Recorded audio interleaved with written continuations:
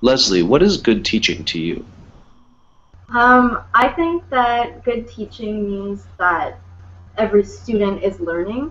So a good teacher takes each of their students into consideration and they make the lessons fun because I don't think students will learn as much if they don't love going to school every day. Awesome. Second, how do you or will you take control of your classroom, either in terms of discipline or rewards, etc.? Um, what I've done in the past is that usually I create a set of rules at the beginning of a school year, and I do that with my students. We talk about what's important in the classroom.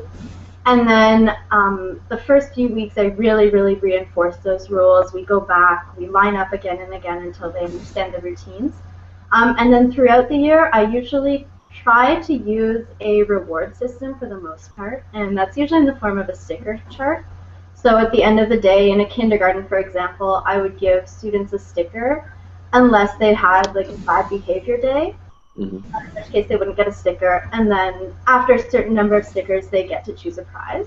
And on the other side, if there is a big behavior problem, I usually have like a behavior chart. So what I did this year was they had a happy face.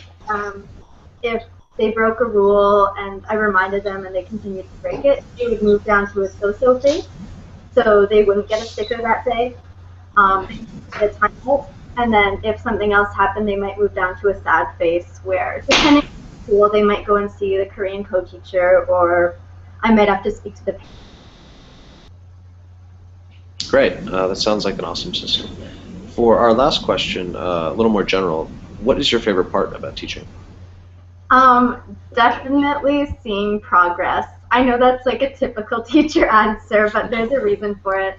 Like at the beginning of this year, for example, I was teaching beginner ESL students, so they barely knew the alphabet. They were too shy to speak and they didn't have very many words at the beginning of the year.